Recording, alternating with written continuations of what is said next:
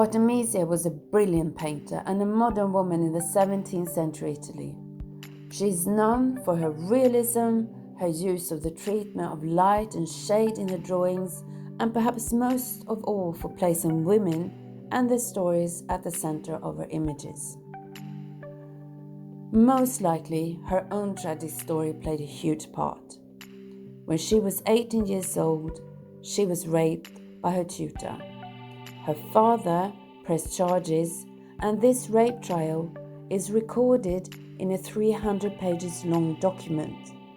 Artemisia states in her testimony, "I felt a strong burning and it hurt very much, but because he held my mouth, I couldn't cry out."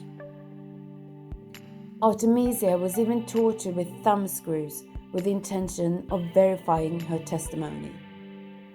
The tutor was convicted, but later released by the judge. But Artemisia, she was a force of nature and a survivor, and she created a whole new way portraying women in art. She made a series of complex female protagonists and gave them a deeper psychology in the characters. She put wrong women not as victims, but in control. Artemisia's career spanned more than 40 years, and she became the first female member of the Florence Academy of Fine Arts. Today, her art is finally recognized, and in 2014, a lost masterpiece of Artemisia's artwork, called Mary Magdalene in Ecstasy, was sold by Sotheby's for over $1 million.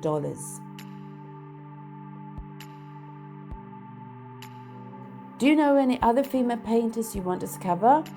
Let us know in the comments below, and please make a thumbs up and subscribe to our channel so you don't miss any updates.